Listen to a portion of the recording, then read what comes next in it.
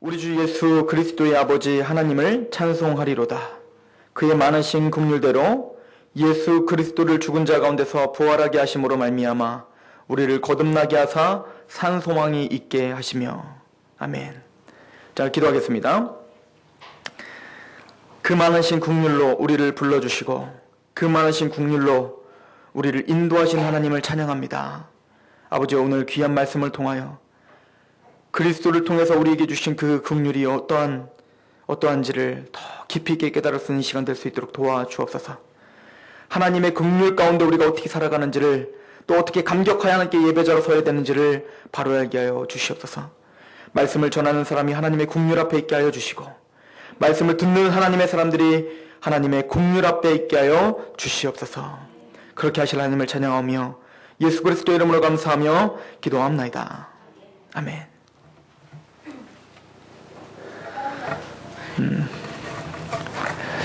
차머스라고 하는 사람이 쓴 그 소설 중에 정오의 강풍이라고 하는 소설이 있습니다. 근데 그 소설에 이런 이야기가 나와요. 피오움이라고 하는 사람이 살았는데, 그 사람은 도시 도처에 다리를 짓고 터널을 짓는 그런 유능한 건설의 사장입니다. 근데 이 사람이 질병이 들고 알 수 없는 병이 들고 또 사업이 실패를 하게 돼요. 그래서 이 사람은 낙향을 합니다. 시골로 몸도 요양해야 되고 또 돈도 없기 때문에 시골로 낙향하는 신세가 됩니다. 근데 그 이웃집에 굉장히 심술궂고 그러한 할아버지 한 명이 살았어요. 노인 한 명이 살았습니다. 근데 그 노인은, 굉장히 그 몰인정한 노인은 굉장히 사나운 개 한 마리를 키우고 있었습니다. 근데 맨날 그 사나운 개로다가 맨날 위협을 하는 거예요. 이 피어슨 가족들을. 그래서 이제 충고도 하고 경고도 합니다. 개가 너무 사나우니까 묶어놓던지 아니면은 가둬놓던지 무슨 일이라도 날 것 같다. 아무리 그렇게 해도 위협만 하지 전혀 들은 채만 챕니다. 그리고 모욕하고 그리고 무시하고 그렇게 며칠이 지났습니다. 그래서 진짜 일이 벌어진 거예요. 그 피오움의 딸을 그 사나운 개가 물어서 죽게 됩니다. 네, 소설이에요. 걱정 마십시오. 얼마나 낙담이 되겠습니까? 그 사실을 알고 모든 동네의 사람들은 그 노인을 욕하기 시작하고 비판하기 시작합니다. 그리고는 파종 시기가 됐는데 그 노인에게 파종할 그 씨앗, 그 종자를 줘야 되잖아요. 근데 그 종자를 팔지도 않고 주지도 않게 됩니다. 그래서 그 노인은 그 어디에서도 종자를 구할 수 없게 돼서 항상 힘든 삶을 살기 시작하고, 이것을 본 피오움이 자신의 밭에 심어야 될 그 종자 중에 반 정도를 떼어서 그 노인네 밭에 가서 자기가 직접 씨를 뿌려줍니다. 그리고 몇 날이 못 돼서 그 노인의 밭에는 푸르게 밭이 일어났는데 피어온 자신의 밭에는 몇 군데가 맨땅이 있게 됩니다. 이것이 긍휼입니다. 긍휼은 자기가 손해를 보면서 자기에게 해를 가한 사람들에게, 또 때로는 자기에게 관심이 없는 사람들에게 말할 수 없는 그 은혜를 베푸는 것, 이것이 긍휼입니다.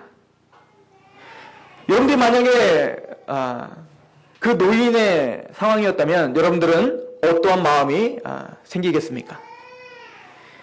그 피오움에 대해서 어떠한 태도가 생기겠습니까? 오늘 베드로전서 1장 3절은 우리 주 예수 그리스도의 아버지 하나님을 찬송하리로다로 시작합니다. 우리 주 예수 그리스도의 아버지 하나님을 내가 찬송할 수밖에 없다라고 베드로는 이야기하고 있는 거예요. 이 하나님을 찬송하리로다, 이런 단어는 구약에 나오는 전형적인 찬송의 어떤 형식입니다. 그런데 구약에 나오는 그 전형적인 형식에 베드로는 한 가지를 더 끼워넣습니다. 여호와 하나님을 찬송하리로다. 그 말에 예수 그리스도의 아버지 하나님, 즉 그분은 예수 그리스도의 아버지시다 라고 찬송한 거야. 이것은 우리에게 큰 깨달음을 줘야 됩니다. 우리가 믿는 하나님은 창조하신 하나님이고 우리를 보호하시고 지켜주신 하나님인데 그 하나님은 예수 그리스도의 아버지십니다. 우리가 신앙을 갖는 것, 믿음을 갖는 것, 또 하나님 앞에 찬양을 드리는 것 중심에는 항상 예수 그리스도가 있어야 됩니다. 우리가 알고 있는 유태인들도 여호와 하나님을 찬양합니다. 이슬람에 있는 그 마호멧을 중심으로 한 그 이슬람 교도들도 우리가 믿는 여호와 하나님을 찬양해요. 그들이 믿는 알라신이 바로 아브라함의 하나님, 여호와 하나님입니다. 그런데 왜 그들에게는 구원이 없다고 말합니까? 그들에게는 예수 그리스도의 아버지라는 고백이 없습니다.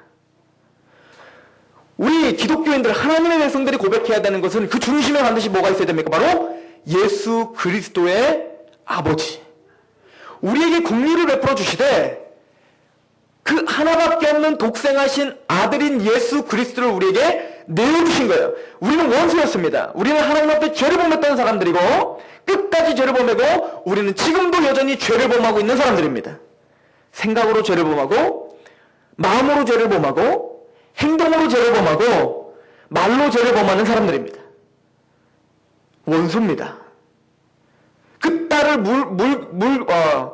그 소홀함으로 물려 죽게 한 그 노인과 같이 우리는 하나님을 대적하는 사람들입니다. 그런데 그런 대적하는 우리들을 위해서 자기 아들을 내어준 그 사랑, 그것이 긍휼입니다. 누구도 따라할 수 없는 긍휼이에요.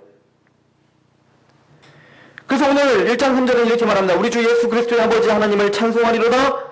그 많으신 긍휼대로, 그 긍휼대로 예수 그리스도를 죽은 자 가운데서 부활하게 하셨다. 여기서는 바로 예수님이 우리를 위해서 십자가에 죽으셨다. 대신 희생을 치르셨다라는 말이 함축적으로 지금 속해 있는 단어입니다.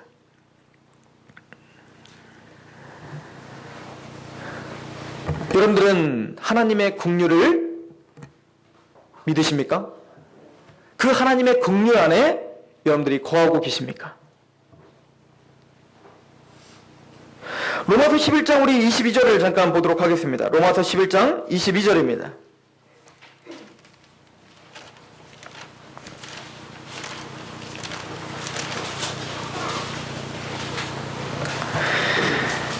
같이 봉독해 볼게요.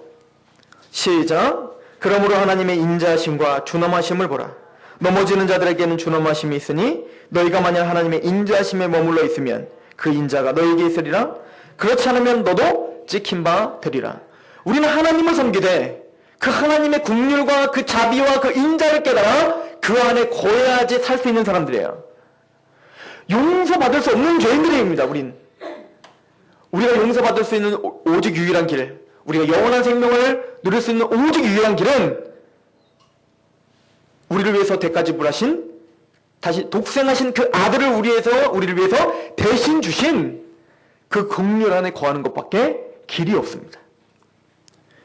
우리의 노력과 우리의 생각과 우리의 모든 의로운 행동들, 그 모든 것들은 누더기 옷과 같다고 말합니다. 그걸로는 용서받을 수 없어요. 그 어떤 것으로 용서받을 수 있겠습니까? 만약에 제 사랑하는 아들을 누군가가 죽였어요. 그럼 제가 그 사람이 저한테 얼마를 주면 제가 그를 용서할 수 있겠습니까? 제 사랑하는 아들을 생명을 빼앗았는데 저에게 어떻게 하면 그를 용서할 수 있겠습니까? 용서가 되지 않는 거예요. 자기 하나님 독생하신 아들을 죽이기까지 우리를 위해서 십자가에 돌아가시게 하시기까지 우리를 용서하실 수밖에 없다는 얘기는 어떤 것으로 용서받을 수 없는 죄라는 거예요. 이해가십니까? 우리가 하나님 앞에 구할 수 있는 건 긍휼밖에 없습니다. 근데 무엇인가를 가지고 하나님 앞에 인정하러 가려고 한다는 것 자체가 교만이에요. 그래서 성경은 말하는 거예요. 너희는 하나님의 인자 안에 거하지 않으면 다 지킨 바 된다. 긍휼을 바랄 수밖에 없는 사람들입니다. 하나님은 우리가 찬양하는 하나님은 독생하신 아들을 내어주시기까지 우리에게 긍휼을 베푸신 하나님이십니다. 그래서 오늘 베드로가 부르는 이 찬양은 바로 우리의 찬양이 됩니다. 다시 한번 우리가 고백해 볼까요? 1장 3절 시작. 우리 주 예수 그리스도의 아버지 하나님을 찬송하리로다. 여러분들 모든 삶과 인생 모든 것을 가지고 우리 주 예수 그리스도의 아버지 하나님을 찬송하시기를 소망합니다. 그분을 찬송하는 것이 마땅합니다. 그래서 오늘 말씀에는 하나님의 긍휼을 구체적으로 설명할 때 예수님의 십자가와 부활을 가리켜서 이야기를 하고 있지요. 우리 에베소서 1장 5절을 한번 잠깐 볼까요? 에베소서 1장 5절.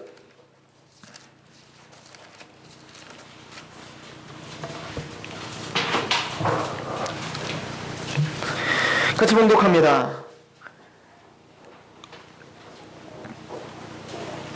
7절까지 봅니다. 시작. 그 기쁘신 뜻대로 우리를 예정하사 예수 그리스도로 말미암아 자기 아들들이 되게 하셨으니 이는 그가 사랑하시는 자 안에서 우리에게 거저 주시는 바 그의 은혜의 영광을 찬송하게 하려는 것이라.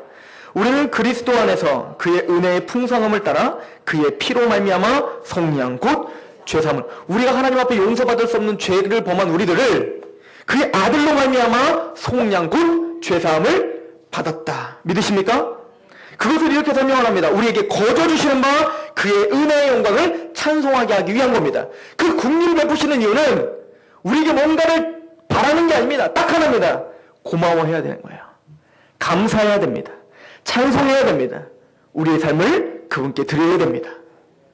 그것이 마땅합니다. 구원을 받은 사람들의 마땅한 태도는 그 긍휼을 찬양하고 그 긍휼 가운데 우리가 거하며 그 긍휼 가운데 항상 묵상하며 우리가 오늘도 살아가는 사람, 그런 사람들을 구원받은 사람이라고 이야기를 합니다. 히브리서 8장 12절에는 내가 그들의 불의를 긍휼히 여기고 그들의 죄를 다시 기억지 아니하리라. 우리가 지었던 모든 일생의 모든 죄들 하나님의 긍휼하심 때문에 기억지 않아 주시는 거예요. 그 이상도 그 이하도 아닙니다. 여러분들의 모든 죄를 하나님 기억지 않아 주신대요. 뭘로 말미암아? 하나님의 긍휼하심 때문이에요. 자기의 아들을 희생하면서까지 베풀어 주신 그 긍휼하심 때문에 우리의 죄를 다시는 기억지 않아 주신다. 주 예수 그리스도의 아버지 하나님을 찬송하리로다. 이 긍휼은 죄로 말미암아 죽을 수밖에 없는 그 심판대를 이기게 하는 능력이 됩니다. 여러분들 미국의 뉴욕에 가면 유명한 공항이 하나 있죠. 케네디 공항이 있습니다. 근데 케네디 공항만 있는 게 아니라 뉴욕에는 공항 하나가 더 있어요. 라구아디아라고 하는 공항이 하나가 있습니다. 그 라구아디아 공항이라는 공항은 예전에 유명하고 존경받는 시장의 이름을 따서 지은 공항이에요. 그 라구아디아 이름이 이렇게 어려워요. 라구아디아라고 그 시장은 예전에 판사였습니다. 뉴욕의 유명한 판사였는데 하루는 이런 일이 있었다고 합니다. 어떤 노인이 자기 손녀들과 손자들과 자식들이 굶어 죽게 생긴 거예요. 그래서 생계를 위해서 빵을 하나 훔친 겁니다. 10달러짜리 빵을 10달러어치를 빵을 훔친 거예요. 그리고는 그게 잡혀서 이제 재판석에 그 재판을 하러 온 겁니다.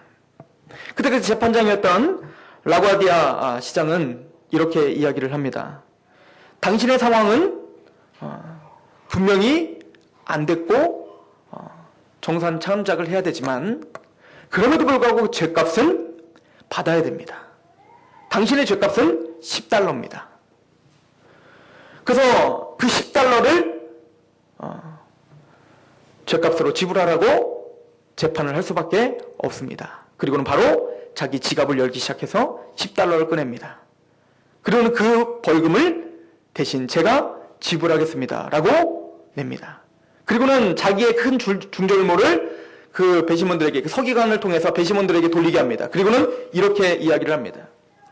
이 노인이 굶어 죽어가고 있는 그 순간에 우리는 호의호식하며 나만 생각하며 이기적으로 살고 있었던 나의 죗값을 내가 대신 10불을 지불한 것입니다. 여기 앉아있는 시민 여러분들도 바로 죄인들입니다. 내 옆에 있는 형제 자매가 죽어가고 있는 모습을 아무런 죄책감 없이 바라보고 있는 우리가 죄인들입니다.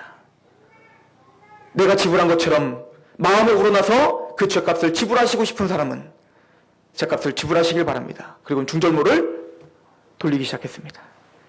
그래서 모아지는 돈이 47달러입니다. 그리고 그 노인은 47달러를 들고 재판장을 나갔습니다. 그래서 라가디아 그 시장은 국률의 재판장이라고 하는 별명을 붙습니다. 이게 국률입니다. 그 국률을 받은 그 노인은 앞으로 어떻게 살았을까요? 그 국률을 받은 그 노인은 재판장을 나가면서 어떠한 다짐을 하며 그 노인은 나갔을까요? 47달러를 받고 새 희망을 본 겁니다. 자기가 살 수 있는 희망을 본 거예요. 국률은 사람을 살리는 힘이 있습니다. 국률은 시각을 바꾸는 힘이 있어요. 국률은 아무런 희망이 없어 보이는 그 인생 가운데 새로운 소망과 새로운 희망을 불어넣습니다. 하나님이 주신 우리에게 베푸신 국률은 아무런 희망이 없었던 우리에게 새로운 희망과 소망과 약속을 주시는 능력입니다. 오늘 말씀을 다시 한번 보십시오. 베드로전서 1장 3절입니다.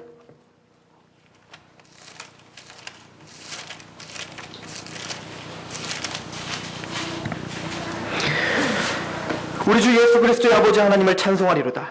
그 많으신 국률대로 예수 그리스도를 죽은 자 가운데서 부활하게 하심으로 말미암아 우리를 거듭나게 하사 산 소망이 있게 하시며. 믿으십니까? 이제는 아무 소망 가운데 없었던 우리가 예수님을 만나서 거듭나면 산 소망이 생기셔야 될 줄로 있습니다. 국률하심을 깨달은 자라면, 그 국률을 받은 자라면 반드시 산 소망이 생겨야 돼요. 살아있는 소망. 이 살아있는 소망을 성경은 4절에 썩지 않고 더럽지 않고 새하지 않는 소망이에요. 그 어떤 누구도 빼앗을 수 없는 소망입니다. 썩어지지 않는 소망이에요. 이 땅에서만 누리는 소망이 아니에요. 하나님의 나라에서 영원히 누릴 수 있는 썩지 않은 소망이 우리에게 있는 거예요. 여러분들 예수 그리스도로 말미암아 받은 그 국률을 받은 자이십니까? 거듭나셨습니까? 새로운 인생으로 자라나는 거예요. 국률은 단순히 죄를 용서해 줄 뿐만 아니라 아까 피오음처럼 단순히 죄를 용서해 줄 뿐만 아니라 그를 위해서 자기를 희생해서 자기 밭을 희생하면서까지 그들을 유업을 주는 거예요. 그 국률을 하나님께서 우리에게 베풀어 주신 겁니다.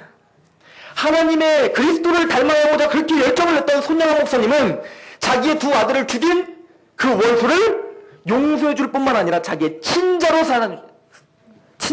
삼는 거예요. 나중에 다시 우파가 점령했을 때 자기 아들을 죽인 그 원수를 사형에 처하려고 했을 때 그를 살려내는 것까지 하는 거예요. 이게 국률입니다. 하나님은 그 커다란 국률로 우리를 살려주시고 죄를 다시는 기억지 않으실 뿐만 아니라 우리를 거듭나게 하셨다. 즉 우리를 양자 삼아 주신 거예요. 우리를 양자 삼은 원수인 우리를 양자로 삼아 주신 거예요. 그리고 하나님의 모든 유업을 우리에게 물려 주시겠다는 것입니다. 그리고 우리에겐 산 소망이 있어집니다. 예전에 우리는 썩어질 소망을 붙들고 살았던 사람들입니다. 거듭나기 전에는, 그 국률을 깨닫기 전에는 우리는 이 땅의 것, 썩어질 것만 바라보고 살았던 사람입니다. 우리 시편 49편을 보겠습니다. 시편 49편.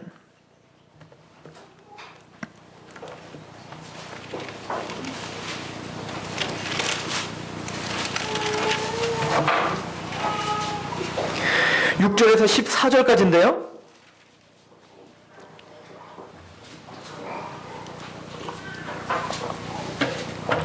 제가 읽습니다. 자기의 재물을 의지하고 부유함을 자랑하는 자는 아무도 자기의 형제를 구원하지 못하며 그를 위한 속전을 하나님께 바치지 못할 것이다.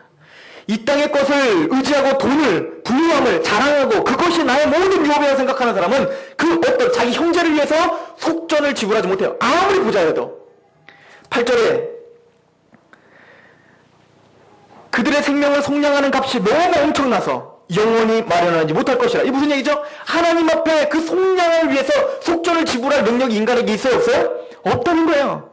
아무리 돈이 많아도, 아무리 권력이 많아도, 아무리 유능해도, 아무리 지식이 많아도, 아무리 좋은 학교에 있어도 그 어떤 것도 하나님 앞에 속전을 지불할 수 없다.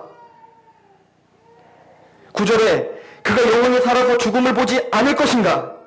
그러나 그는 지혜 있는 자도 죽고 어리석고 무지한 자도 함께 망하며 그들의 재물은 남에게 남겨두고 떠나는 것을 보게 되리라.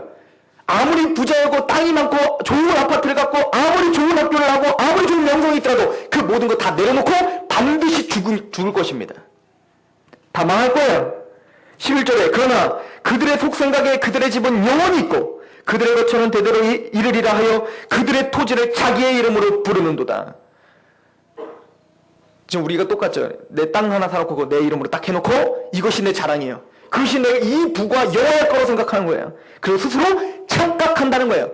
영적인 영원한 파멸이 나에게 없을 거라고 생각하는 거예요. 왜요? 나는 이런 걸 가지고 있는 사람이니까. 난 이렇게 지식이 많으니까. 난 이렇게 돈이 많으니까. 난 이렇게 부유하니까. 난 이렇게 똥똥거릴 수 있으니까. 헛되다는 겁니다. 속고 있다는 겁니다. 이것이 뭡니까? 썩어질 것에 집착하며 살아가는 사람의 그 어리석음을 지금 시편을 통해서 이야기하고 있는 것입니다. 12절에 사람은 존귀하나 장구하지 못하며 멸망하는 짐승 같도다. 이것이 바로 어리석은 자들의 계리며 그들의 말을 기뻐하는 자들의 종말이로다. 그들은 양같이 소홀해 두기를 작정되었으니 사망이 그들의 목자일 것이라. 정직한 자들이 아침에 그들을 다스리나니 그들의 아름다움은 소멸하고 승월이 그들의 거처가 되리라. 그렇게 살아가는 사람들을 성경은 하나님의 말씀은 이렇게 말합니다. 20절 같이 한번 읽어봅니다. 시작. 존귀하나 깨닫지 못하는 사람은 멸망하는 짐승과 똑같은 거예요. 지금 그럴듯하게 살고 있지만 하나님의 것을 깨닫지 못하고 지금 보여줄 썩어지고 그것들만 계속 메워 사는 사람들은 멸망하는 짐승과 똑같다 라고 하나님은 이야기합니다. 저는 14절에 집중해 보고 싶습니다. 그들은 양같이 수월해 두기를 작정되었으니 사망이 그들의 뭐가 될 것이에요? 목자가 될 것이다. 사망이 목자가 되니 사망이 가는 곳에 따라가는 거예요. 그래서 결론은 어디로 끌고 가는 겁니까? 사망으로 끌고 가는 겁니다. 근데 스스로 속고 사는 거예요. 그러니까 거듭난 인생은 이제는 새로운 걸 바라봅니다. 산소망을 바라봅니다. 이제 사망이 우리의 목자가 아니라 시편 23편에 있는 여호와가 나의 목자시니 라고 고백하는 사람이 됩니다. 우리의 모든 소망, 우리의 모든 희망이, 모든 믿음이 하나님께로 집중되는 하나님의 사람이 되는 것입니다. 이것이에요. 그래서 베드로전서 1장 21절은 뭐라고 말합니까? 한번 보십시오. 베드로전서 1장 21절. 그렇게 산소망을 갖고 있는 사람은 21절에 너희는 그를 죽은 자 가운데 살리시고 영광을 주신 하나님을 그리스도로 말미암아 믿는 자니, 그렇게 예수 그리스도로 말미암아 믿고 있는 사람은 너희의 믿음과 소망이 누구에게 있어요? 하나님께 있게 하셨느니라. 믿으십니까? 거듭나고 하나님의 백성이 되고 긍휼을 체험한 사람은 우리 모든 소망이 하나님께 있어야 됩니다. 땅의 것에 있으면 안 돼요. 멸망하는 짐승과 같은 그런 최후와 결말을 맞지 않기를 소망합니다. 하나님의 것에 소망을 두고 썩지 않고 새하지 않을 것에 소망을 둔 긍휼받은 자다운 시각과 그런 소망이 우리에게 넘치시기를 소망합니다.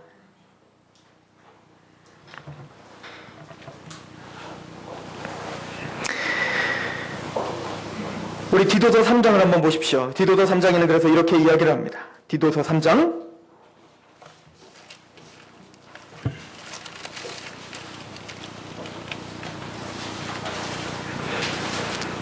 3절 말씀입니다. 우리는 그 썩을 것, 그 땅의 것만 바라봤던 사람들이에요. 그러나 하나님의 긍휼하심의 그 은혜를 받은 우리들은 이제 변화가 됩니다. 3절 우리도 전에는 어리석은 자요, 순종하지 아니하는 자요, 속은 자요, 여러가지 정욕과 행락에 종노릇한 자요, 악독과 투기를 일삼는 자요, 가정스러운 자요, 피차 미워하는 자였으나 우리 구주 하나님의 자비와 사람 사랑하심이 나타날 때에 우리를 구원하시되 우리가 행한 바 의로운 행위로 말미암지 아니하고 오직 그의 긍휼하심을 따라 중생의 시승과 성령의 새롭게 하심을 하셨사니 우리 구주 예수 그리스도로 말미암아 우리에게 그 성령을 풍성히 부어주사 우리가 그의 은혜에 힘입어 의롭다 하심으로도 영생의 소망을 따라 상속자가 되게 하려 하심이니라. 아멘. 8절 같이 한번 읽습니다. 시작. 이 말이 미쁘도다. 원하건대 너는 이 여러 것에 대하여 굳세게 해서 말하라. 이는 하나님을 믿는 자들로 하여금 조심하여 선한 일을 힘쓰게 하려 함이라. 이것을 아름다우며 사람에게 유익함이라. 긍휼을 받은 자는 살아가는 태도가 달라지기 시작합니다. 선한 것을 행하고 싶어하는 마음이 생깁니다. 이 땅에 썩어질 것, 쇠할 것으로 연연하지 않습니다. 영원한 것을 바라봅니다. 우리의 소망을 하나님께 두는 자들입니다. 이렇게 살았던 사도 바울의 고백을 잠깐 보도록 하겠습니다. 고린도후서 4장입니다. 이 고백이 우리의 고백이 되길 소망합니다. 고린도후서 4장 7절입니다.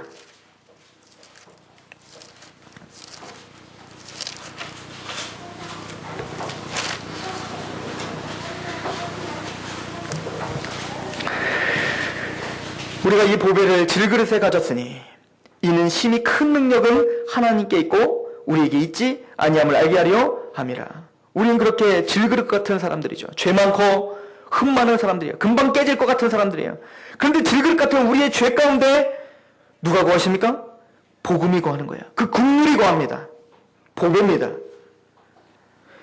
그런 긍휼을 체험하고 소망을 바라보는 자가 어떻게 살아갑니까? 8절입니다. 우리가 사방으로 우겨쌈을 당하여도 쌓이지 아니하며 답답한 일을 당하여도 낙심하지 아니하며 박해를 받아 버림받지 아니하며 거꾸로 들임을 당하여도 망하지 아니하고 우리가 항상 예수의 죽음을 몸에 짊어지는 예수의 생명이 또한 우리의 몸에 나타나게 하려 함이라. 우리 살아있는 자가 항상 예수를 위하여 죽음에 넘겨짐은 예수의 생명이 또한 우리의 죽을 육체에 나타나게 하려 함이라. 그런즉 사명은 우리 안에서 역사하고 생명은 너희 안에서 역사하느니라. 기록된 바 내가 믿었음으로 말하였다 한 것 같이 우리가 같은 마음을 가졌으니 우리도 믿었으므로 또한 말하노라. 주 예수를 다시 살리신 이가 예수와 함께 우리도 다시 살리사 너희와 함께 그 앞에 서게 하실 줄을 아노라. 15절 같이 한번 읽어봅니다. 시작. 이는 모든 것이 너희를 위함이니 많은 사람이 감사로 말미암아 은혜가 더하여 넘쳐서 하나님께 영광을 돌리게 하려 함이라. 아무리 우겨싸움을 당해도 아무리 고통 속에 있었더라도 아무리 우리가 헤어나올 수 없는 고통과 여러 가지 실망과 실패와 좌절 가운데 있더라도 우리 우겨싸움을 당하지 않습니다. 그 상황이 우리를 주도하지 못합니다. 왜냐하면 우리는 썩어지지 않는 하나님의 소망을 바라보는 자이기 때문에 그렇습니다. 그 긍휼하신 하나님의 사랑을 깨달은 자이기 때문에 그렇습니다. 어쩌면 내 몸을 두고 예수 그리스도가 존귀케 되기를 바라는 그 긍휼에 압도당하는 자이기 때문에 그렇습니다. 이 압도가 여러분들의 모든 상황을 자족의 능력으로 이길 수 있는 힘이 됩니다. 여러분들이 힘 빠질 수 없는 상황 가운데서도 새로운 세상에 할 수 없는 그 셈을 그 긍휼을 다시 한번 깨달을 때 생기게 되는 줄 믿습니다. 여러분들 욥을 아시죠? 욥이 가진 고난을 당합니다. 그러나 우리는 그 욥의 결론을 압니다. 야고보서 5장 11절을 한번 보십시오. 야고보서 5장 11절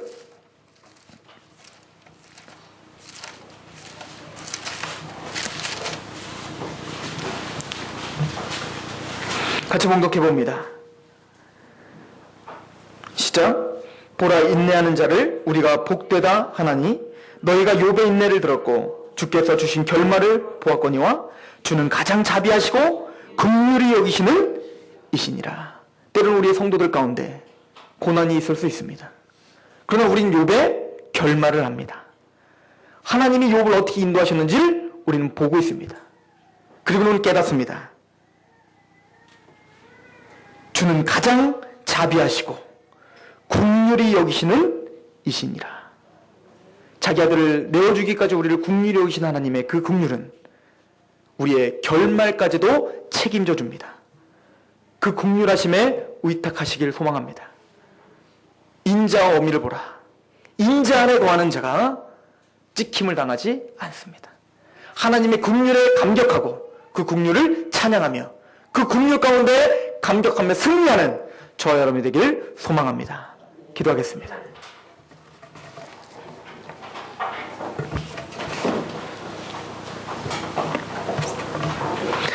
하나님 아버지, 하나님의 국률하심을 찬양합니다.